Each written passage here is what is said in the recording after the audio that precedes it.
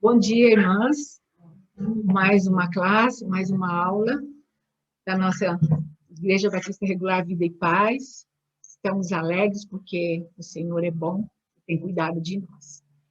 Então, nós temos visto, nesses últimos domingos, o livro de Juízes, a história dos juízes de Israel, e hoje nós vamos completar essa parte dos juízes de Israel e vamos caminhar para o tempo dos reis, né?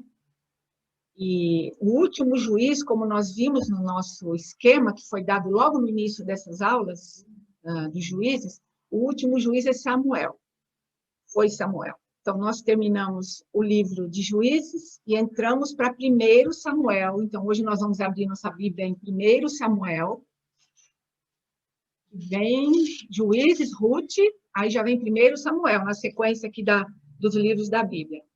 Domingo passado, nós estudamos o livro de Ruth. Nós vimos que foi como uma rosa entre espinhos, né? A história de Ruth, uma mulher estrangeira que se achegou à terra de Israel, mesmo numa época de escuridão, de trevas, né? De separação de Deus, mas que ela se abrigou à sombra das asas do Senhor e foi recompensada, tanto ela quanto sua sogra Noemi. E hoje nós também temos outra pérola, né? Uma pérola, uma rosa, né? Eu até trouxe umas rosinhas no domingo passado para nos lembrar. Eu poderia ter trazido outras rosas hoje, outras flores, né? Mas vamos lá saber quem é essa rosa de hoje. Quem é? É uma mulher também, valorosa, que o Senhor usou. Mas então, estamos entrando no primeiro livro de Samuel, vamos lembrar do último dos juízes, que foi Samuel. E aqui nos fala, né? Em 1 Samuel, estão com a Bíblia aberta, o capítulo 1, do versículo 1 ao 12, nos conta a história dessa pérola, dessa joia, que se chama Ana, a mãe de Samuel, né? Uma mulher que tinha uma rival, Penina, e ela sofria com esterilidade, não tinha filhos, enquanto a sua rival tinha muitos filhos. Mas o que aconteceu? Essa era uma família piedosa, Eucana era de família de levitas, tá? Eucana vinha de descendência levítica, então Samuel também veio de linhagem levítica, tá? De sacerdotal, que foi a tribo que Deus escolheu lá atrás para exercer o sacerdócio, certo? Então, nós vemos aqui a Ana chegando ao templo, como eles faziam todo ano, e ela, angústia de coração, né? Sempre chorando, aflita, porque via as crianças correndo ao redor de Penina, toda aquela alegria e ela vazia.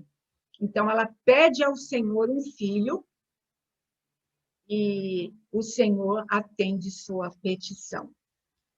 O nome de Samuel, ela deu o nome dele de Samuel. Por quê?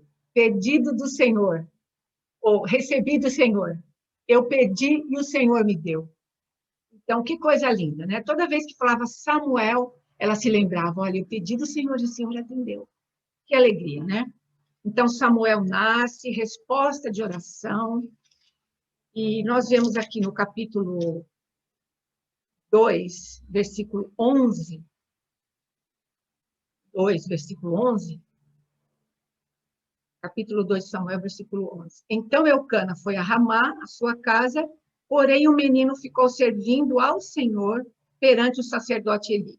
Então, as irmãs, vejam que eu não vou ler como eu gostaria de ler todos os versículos, né? As irmãs leiam em casa, por favor, leiam devagarinho, um capítulo por dia, que tem os detalhes que nós temos que passar por cima, né? A gente vai citando, não porque não tenha valor, tem muito valor. E nós podemos fazer isso lendo em casa, pegando os detalhes. Mas nós estamos seguindo adiante, tá? Na história de Samuel. Então, a mãe pediu, o Senhor lhe deu, e aqui diz, como ela consagrou o filho a Deus, quando ela pediu Samuel ao Senhor, ela falou, eu vou devolver ao Senhor. O Senhor me dá para eu te devolver, certo? E que ele vai servir o Senhor por todos os dias da sua vida. Isso o capítulo 1 fala. Então, no capítulo 2, esse versículo que eu li, mostra que ela cumpriu o seu voto, né? Voltaram para casa e o menino ficou ali servindo perante o sacerdote Eli. Agora, continuando, nós vemos o quê? o ambiente onde Samuel viveu. Que ambiente foi esse? Veja que ela entregou no templo. Ela voltou para casa. Ele não foi criado com a mãe toda a sua infância. Ficou com ela até que foi desmamado e ela foi devolver ao Senhor ainda pequeno. Não sabemos com que idade. 3, 4, entre 4 e 5 anos, possivelmente. Mas era pequeno. Então, que ambiente que esse menino viveu ali com Eli? Então, aqui tem relatos detalhados de tudo, né? Mas eu vou tentar resumir. Os filhos do sacerdote Eli não honravam ao Senhor. O pai também não os repreendeu. O sacerdote Eli, vendo, sabendo de tudo que seus filhos faziam, eles tiravam parte do sacrifício, além do que era devido a eles, como sacerdotes. Eles estavam seguindo até a maneira de adorar dos cananeus, dos pagãos. E havia idolatria, prostituição cultural. Então, aqui tem relato disso, irmãs. Veja que coisa. Então, os filhos se chamavam Ofni e Finéias. E Samuel, consagrado ao Senhor, vai para esse ambiente conviver com esses filhos de Eli. Então, nós vemos aqui um contraste terrível, esse capítulo 2 e 3, entre o Samuel, um jovem consagrado ao Senhor, de uma família piedosa, né? Seu pai Eucana, a mãe Ana, e os filhos de Eli e a família de Eli. Vejo os contrastes entre eles.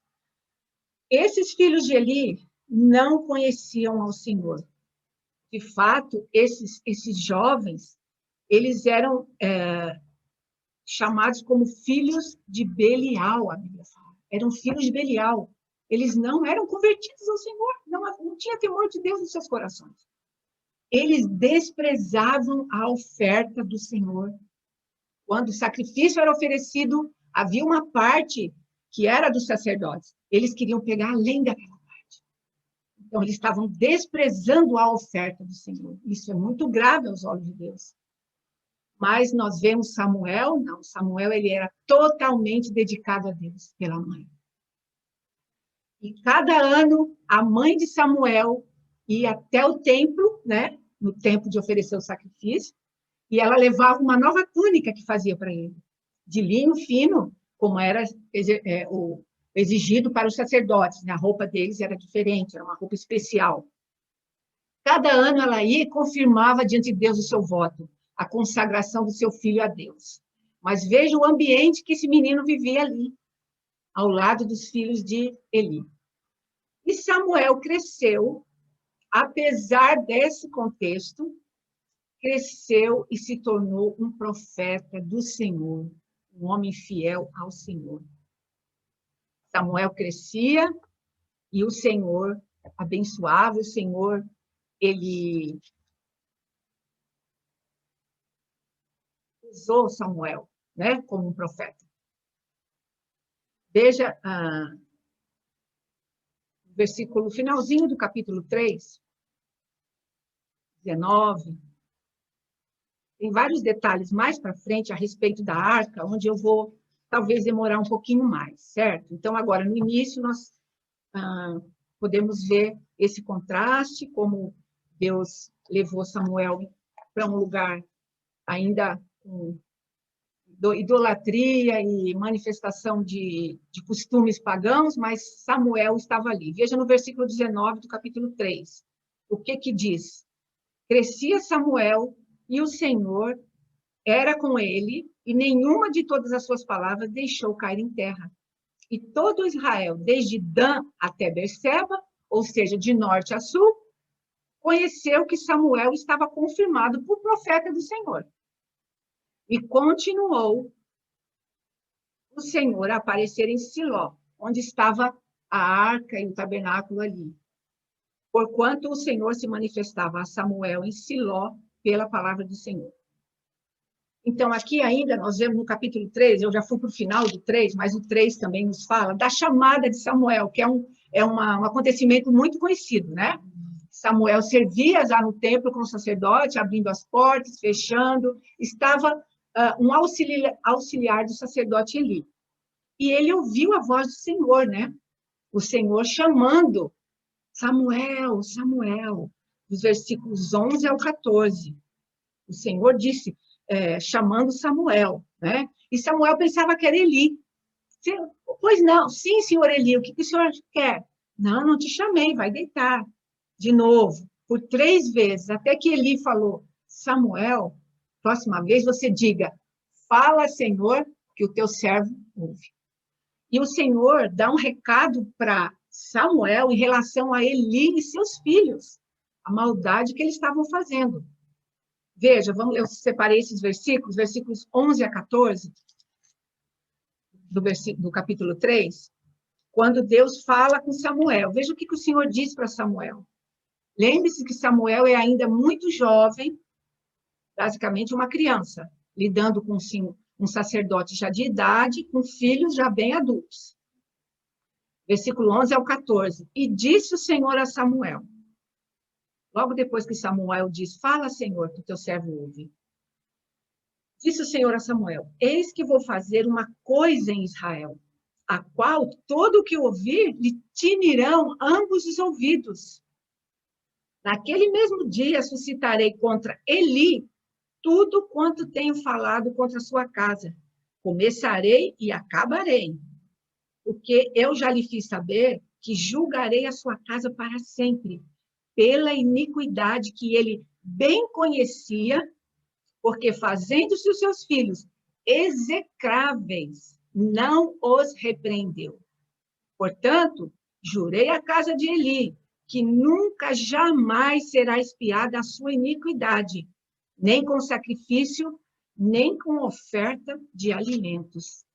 Olha que coisa seríssima a palavra do Senhor para Samuel, ainda muito jovem, uma criança, iria repreender quem? O sacerdote, o seu chefe, a autoridade religiosa daquele tempo. Se bem que nós ainda estamos no tempo de juízes, não vamos esquecer disso. O tempo em que cada um fazia o que achava certo.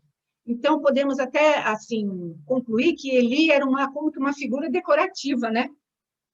Os seus filhos, pelo que eles faziam, bem, mas esse é o retrato de Israel. Nós temos que olhar com temor, pedindo que o Senhor infunda nos nossos corações o temor dele, temor das coisas de Deus, da palavra do Senhor, dos servos de Deus, né? Os representantes de Deus, como os pastores, aqueles que nos ministram a palavra hoje.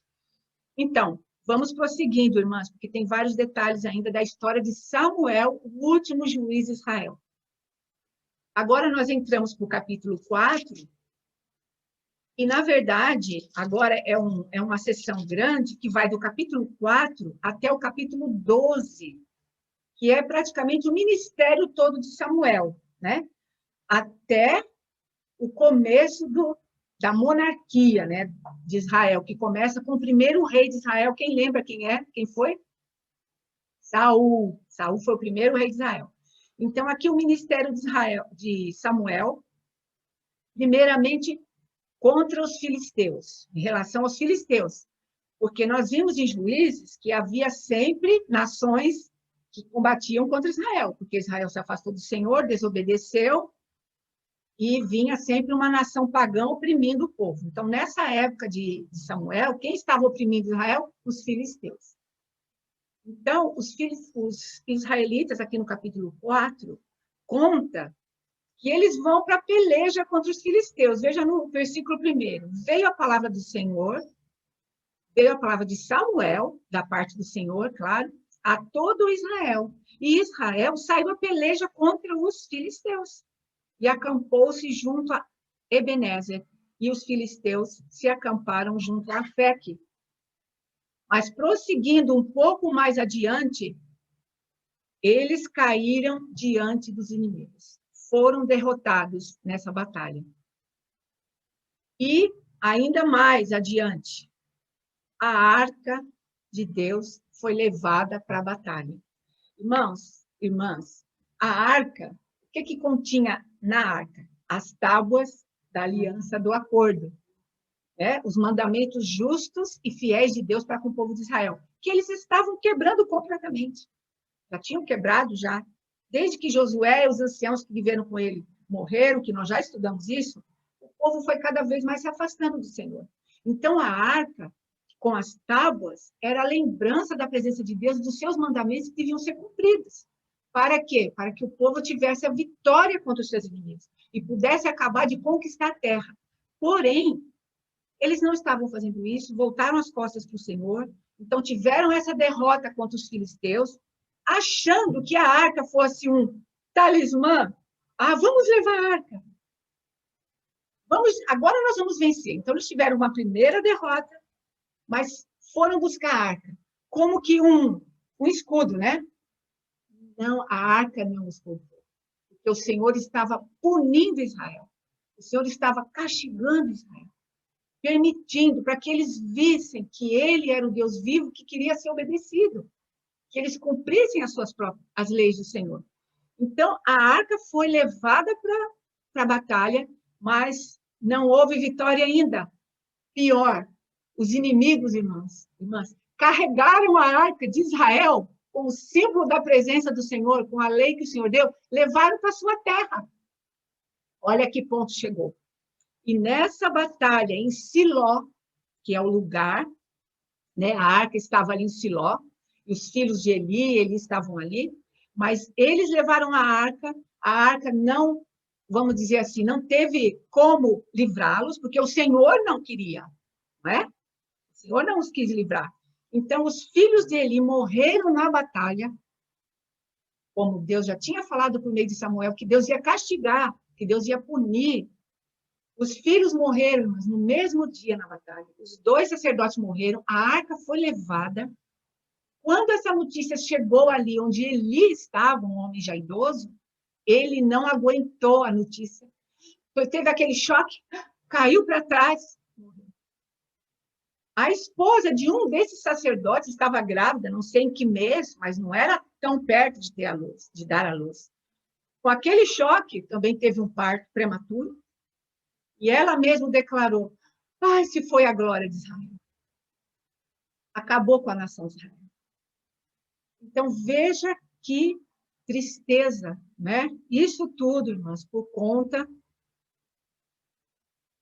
de Israel ter virado as costas, esquecido do Senhor. Então, a arca é levada, e a arca de Israel chega à cidade de Asdod, que fica nessa faixa litorânea do mar Mediterrâneo, que é a terra dos filisteus, né? A faixa de Gaza, que até hoje é chamada como faixa de Gaza, é essa faixa litorânea. Aqui tem a cidade, acho que ainda tem Asdod lá, com esse nome, né? Asdod, Gaza, muitos nomes ainda prevalecem.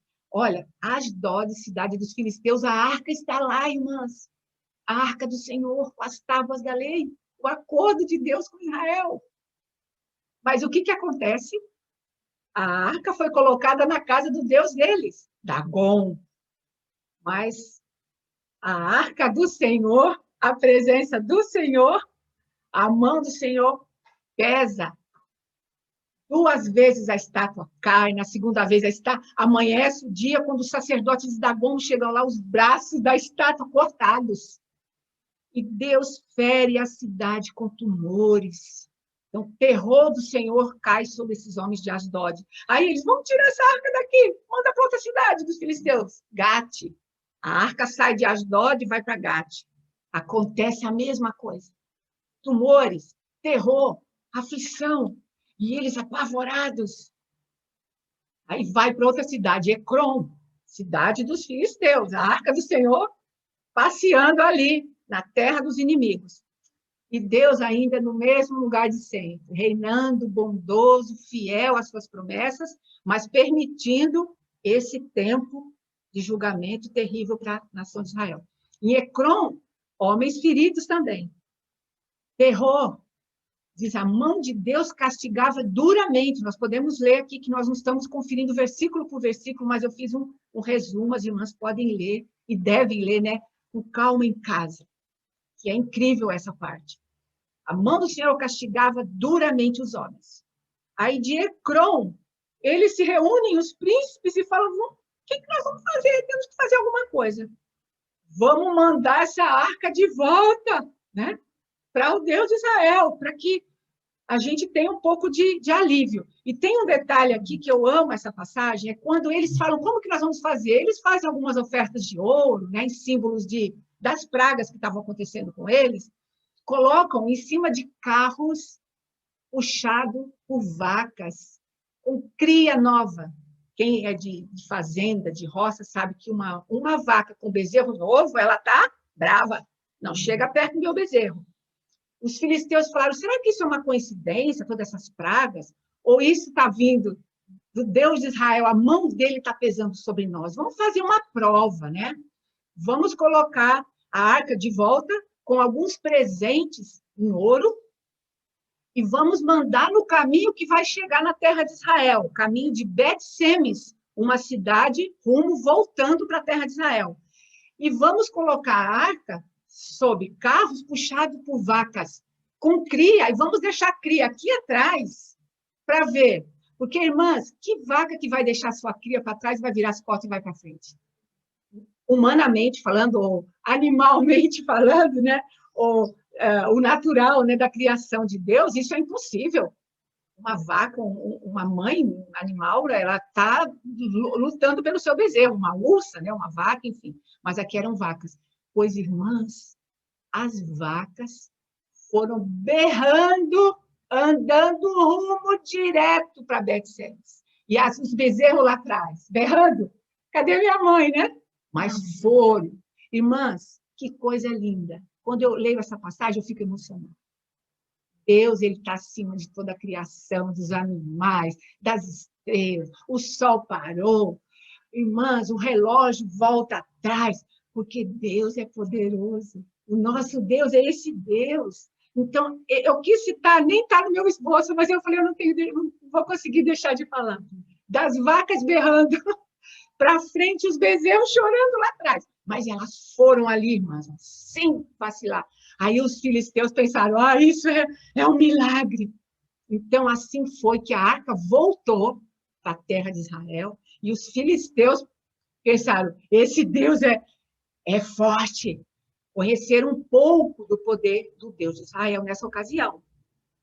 Então, em Bet-Semes, aí eles pegam aqueles, oferecem um sacrifício a Deus com esses animais e esses carros que foram, recebem essas ofertas dos filisteus como símbolos em ouro, e em Bet-Semes agora acontece uma coisa triste, uma tragédia. Os homens dessa cidade de Israel de Bet-Semes, com curiosidade, vão olhar para dentro da arca.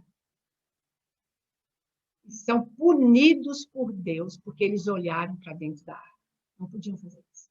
Então, veja que não havia aquele temor, aquela reverência, né, às coisas do Senhor. Primeiro, os sacerdotes levam a arca como se fosse um escudo, um talismã, né, que fosse dar sorte contra os inimigos. Agora, os homens, sem cerimônia nenhuma, querendo olhar para dentro da arca, o Senhor puniu. O Senhor é santo. Os sacerdotes só tinham esse ministério, né, de levar a arca, carregar a arca, tinha que ser da maneira correta.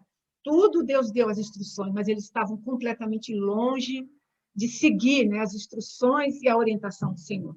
Então, infelizmente, acontece isso. Aí, de Bet-Semes, a arca ainda vai, por causa dessa matança de homens ali, homens que foram punidos, a arca vai para Kiriat Jearim, ainda para uma outra cidade já dentro da terra de Israel. E ali, irmãos, a arca repousa, vamos dizer. Em Kiriat Jearim ficou a arca na casa de Abinadab, no outeiro, e Eleazar, o filho dessa família, recebeu o cargo de guardar a arca. E a arca ficou ali, irmã, sabe por quantos anos? 20 anos. 20 anos. Ali, quietinha, de certo, num local fechado, talvez uma tenda, né, com cortinas. Ali a arca do Senhor ficou guardada em Kiriat Jearim. Mais para frente nós vamos ver quando é que ela vai ser buscada e levada para a capital do reino, enfim, vai ser mais para frente, tá? Mas veja, a arca ficou ali por 20 anos. E depois disso, Aí sim vem a vitória sobre os filisteus. Porque, olha, eles foram derrotados, né?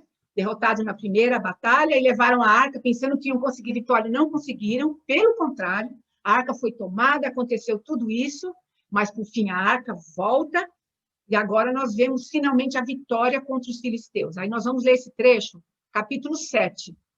Então, passamos o 4, o 5, o 6, onde tem esses detalhes que eu contei, né, da arca, que foi de cidade dos filisteus. Depois, finalmente, a arca repousa ali no outeiro de Abinadab, em Kiriate Jearim. Agora, entrando para o capítulo 7, a partir do versículo 3, eu vou ler até o 17, aqui uma vitória. Capítulo 7, versículo 3. Ou eu vou ler alguns, porque o tempo já está passando muito. Então, falou Samuel a toda a casa de Israel, dizendo: se com todo o vosso coração vos converterdes ao Senhor, tirai dentre vós os deuses estranhos e os astarotes, e preparai o vosso coração ao Senhor, e servi a ele só, e vos livrará da mão dos filisteus. Então os filhos de Israel tiraram dentre si os baalins, astarotes, e serviram só ao Senhor. Versículo 5 agora, capítulo 7. Disse mais Samuel: congregai a todo o Israel em Mispá, e orarei por vós ao Senhor. Congregaram-se em Mispá, tiraram água, derramaram perante o Senhor, jejuaram aquele dia e disseram ali: pecamos contra o Senhor. Finalmente eles estão confessando aqui. E julgava Samuel os filhos de Israel em Mispá. Veja, julgava Samuel, ele era o juiz naqueles dias, o último juiz de Israel. Ouvindo, pois, os filisteus que os filhos de Israel estavam congregados em Mispá, subiram os maiorais dos filisteus contra Israel. O que, ouvindo os filhos de Israel, temeram por causa dos filisteus. Estavam lembrando, né, do que aconteceu lá atrás, a derrota. Por isso disseram os filhos de Israel a Samuel: não cesses de clamar ao Senhor, nosso Deus, por nós, para que nos livre da mão dos filisteus. Então, tomou Samuel um cordeiro de mama, sacrificou-o inteiro no holocausto ao Senhor, clamou Samuel ao Senhor por Israel, e o Senhor lhe deu ouvidos. E sucedeu que, estando Samuel sacrificando o holocausto, os filisteus chegaram à peleja contra Israel. E trovejou o Senhor aquele dia com um grande estrondo sobre os filisteus, e os confundiu de tal modo que foram derrotados diante dos filhos de Israel. E os homens de Israel saíram de Mispá e perseguiram os filisteus, e os feriram até abaixo de Bet-car. Então tomou Samuel uma pedra e a pôs entre Mispá e Sem, e chamou o nome dela Ebenezer, e disse: até aqui nos ajudou o Senhor. Assim, os filisteus foram abatidos e nunca mais vieram aos termos de Israel, porquanto foi a mão do Senhor contra os filisteus todos os dias de Samuel. E as cidades que os filisteus tinham tomado a Israel foram restituídas a Israel, desde Ecrom até Gate, e até os seus termos Israel arrebatou da mão dos filisteus. E houve paz entre Israel e entre os amorreus. E Samuel julgou a Israel todos os dias da sua vida. E ia de ano em ano, e rodeava Betel, Gilgal, Mispá, e julgava a Israel em todos aqueles lugares. Porém, voltava a Ramá, porque ali estava a sua casa. E ali julgava a Israel, e edificou ali um altar ao Senhor. Então, o ministério de Samuel foi abençoado, né, contra os filisteus. E Israel confessou o pecado, reconheceu que errou, e assim nós vemos como Samuel foi usado pelo Senhor, né? Agora entramos no capítulo 8, quando entra em cena a pessoa de Saul, o primeiro rei de Israel. Capítulo 8. Do versículo 1 a 8, diz assim: sucedeu que, tendo Samuel envelhecido, constituiu a seus filhos por juízes sobre Israel. E o nome de seu filho primogênito era Joel, do segundo Abia. E foram juízes em Beersheba. Porém, seus filhos não andaram pelos caminhos dele, antes se inclinaram à avareza e aceitaram suborno e perverteram o direito. Infelizmente, aconteceu isso, né? Então, todos os anciãos de Israel se congregaram, vieram a Samuel, disseram-lhe: eis que já estás velho, teus filhos não andam pelos teus caminhos, constitui-nos, pois, agora um rei sobre nós, para que ele nos julgue, como o tem todas as nações. Então, aqui nós vemos, o povo pede um rei. Nesse trecho, eles pedem um rei. Aí, na sequência, o rei é escolhido, no capítulo 9, versículo 1 e 2. O rei é escolhido. Eu vou dar uma corridinha aqui, porque no próximo domingo nós vamos estudar esse rei, Saul, né? Mas então nós só vamos citar que o povo pediu um rei, observando as outras nações. Todas as outras nações têm rei. Queremos um rei. Já tinham esquecido que o Senhor é o seu rei, né? Há muito tempo não estavam seguindo as suas orientações, estavam longe, né, de realmente reconhecer o Senhor como rei, então pedem um rei, o rei então é escolhido. O Senhor permite que esse rei seja encontrado. Capítulo 9, 1 e 2. E havia um homem de Benjamim, cujo nome era Quis, filho de Abiel, filho de Zeror, filho de Becorate, filho de Afia, filho de um homem de Benjamim, homem poderoso. Este tinha um filho cujo nome era Saul, moço e tão belo que entre os filhos de Israel não havia outro homem mais belo do que ele. Desde os ombros para cima, sobressaía a todo o povo. Então, o rei é escolhido, Saul. Depois, o rei é ungido e apresentado ao povo. Capítulo 10. Estamos dando uma acelerada. Capítulo 10. 10,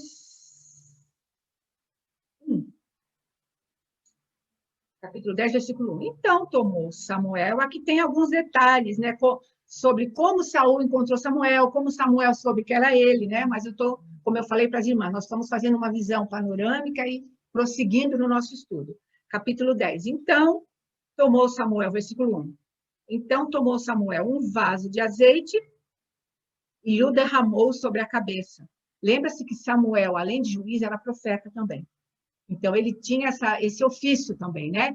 De com vaso de azeite, simbolizando o Espírito de Deus, ungiu, derramou o óleo sobre a cabeça e beijou-o e disse: porventura não te ungiu o Senhor por capitão sobre a sua herança? Aqui ele está falando com Saul.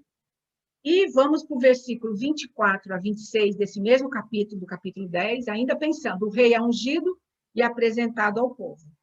Versículo 24. Então disse Samuel a todo o povo: vedes já a quem o Senhor escolheu? Pois em todo o povo não há nenhum semelhante a ele. Então jubilou todo o povo e disse: viva o rei! Declarou Samuel ao povo o direito do reino, escreveu no livro e pô-lo perante o Senhor. Então despediu Samuel a todo o povo, cada um para a sua casa. E foi também Saul à sua casa, em Gibeá, e foram com ele, do exército, aqueles cujo coração Deus tocara. Até aqui. E ainda sobre o rei. Finalmente, o rei é confirmado e estabelecido. Versículo 11, 13 a 15. Capítulo 11, versículos 13 a 15.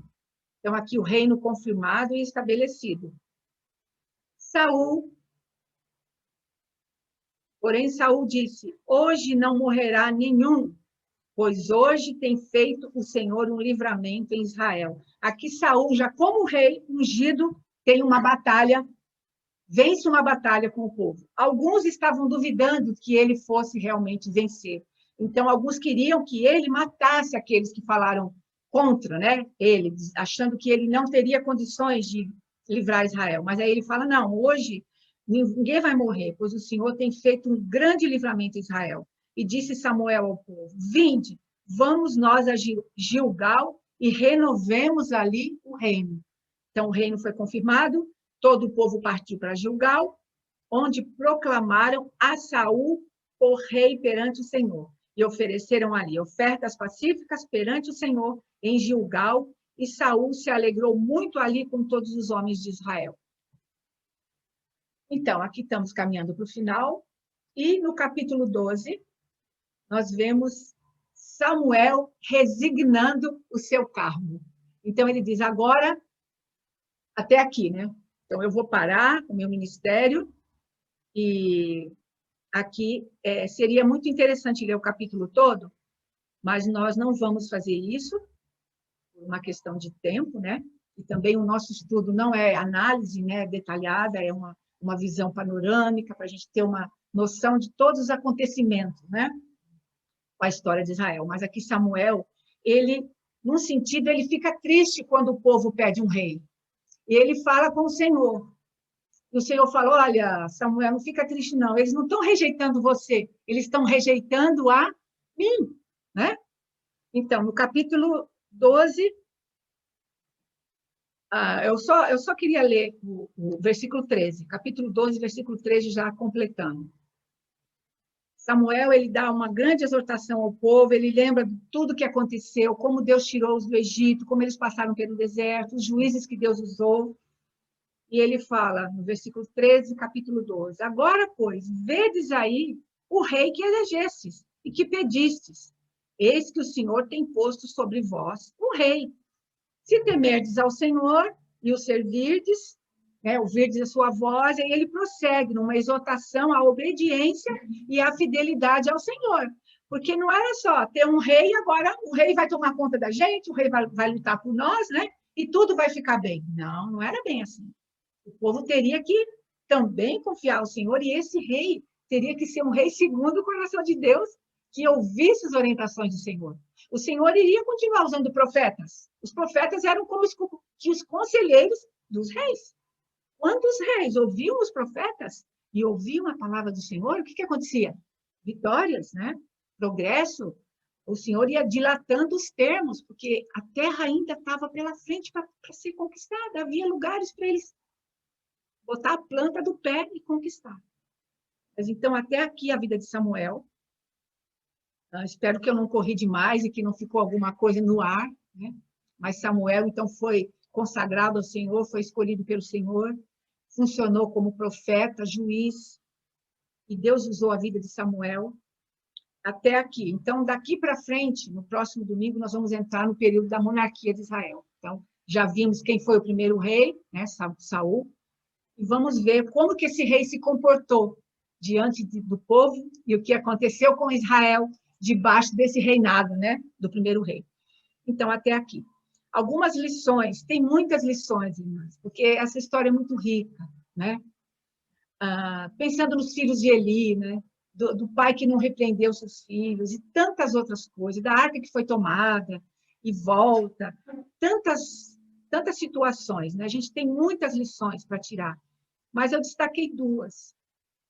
A primeira foi que, no meio da incredulidade, da infidelidade do povo de Israel, Deus ainda é Deus. Ele sempre será Deus. Ele nunca deixa de governar todas as coisas.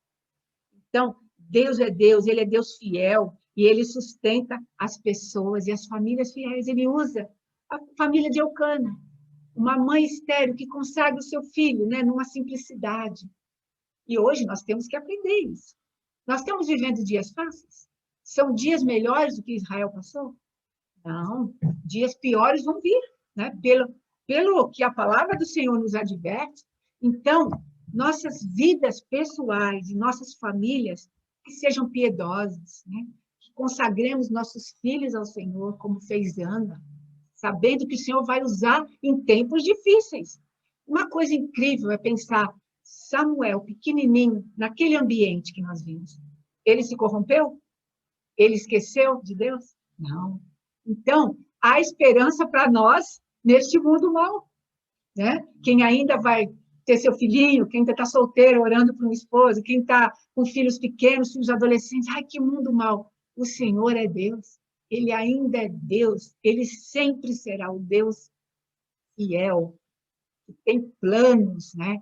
Tudo está sob seu controle. Então, uma lição que para mim foi maravilhosa pensar, e dar conforto para os netos, e meus netos e nossos netos nesse mundo mau. Vamos lembrar de Samuel e o Deus de Samuel. E a segunda lição, e o que nós pedimos ao Senhor? Por que pedimos? Com que intenção pedimos? Aqui, eu tô falando dessa lição em relação a Israel ter pedido um rei. Ah, nós queremos um rei, como todas as nações têm seus reis. Agora nós vamos estar bem, né? O rei vai entrar e sair, vai lutar. E o Senhor, e o Rei dos Reis, e o Rei soberano, e o Criador eterno, que reina sobre todas as coisas, estava sendo deixado de lado. Então, o que nós pedimos ao Senhor, nós temos que pedir segundo a inclinação do Espírito no nosso coração. Então, eu separei um versículo que eu vou citar rapidamente, já encerrando a nossa lição. Então, Israel pediu um rei. Será que era isso que Deus queria para Israel? Quando nós pedimos coisas ao Senhor, qual é a nossa intenção? O que nós vamos fazer com aquilo que o Senhor vai nos dar? Então, para a gente pensar, né, uma lição. Procurar saber a vontade do Senhor. 1 João 5, 14, 15, se quiserem anotar a referência, depois vocês podem ler com calma. 1 João 5, 14, 15 diz assim: esta é a confiança que temos para com Ele, que se pedirmos alguma coisa segundo a sua vontade, Ele nos ouve. Se sabemos que Ele nos ouve, nós temos certeza que nós vamos receber aquilo que temos pedido. Então, encerrando a nossa lição sobre Samuel, esse período de juízos, fica essa lição, né? Que lembremos que o Senhor reina soberano e que nós devemos procurar pedir sempre segundo a vontade do Senhor, para a glória dele, para o louvor dele. Isso acabará nos trazendo alegria e felicidade. Então, até aqui, vamos orar. Senhor, obrigado pelas lições, obrigada porque o Senhor é Deus fiel, soberano, o Senhor nunca mudou. O Senhor é tão maravilhoso. Nós queremos continuar aprendendo do Senhor, da Tua palavra, cada dia, cada manhã. Obrigada pelas irmãs, pela nossa comunhão e por Tua palavra, Pai, que temos livre acesso a ela nas nossas mãos, na nossa língua. Ajuda-nos a temer a Tua palavra, a amar a Tua palavra e aprender dela cada dia, meditando e tirando lições preciosas para nossas vidas. Nós te pedimos em nome de Jesus. Amém. Então, até a nossa próxima semana, próxima aula.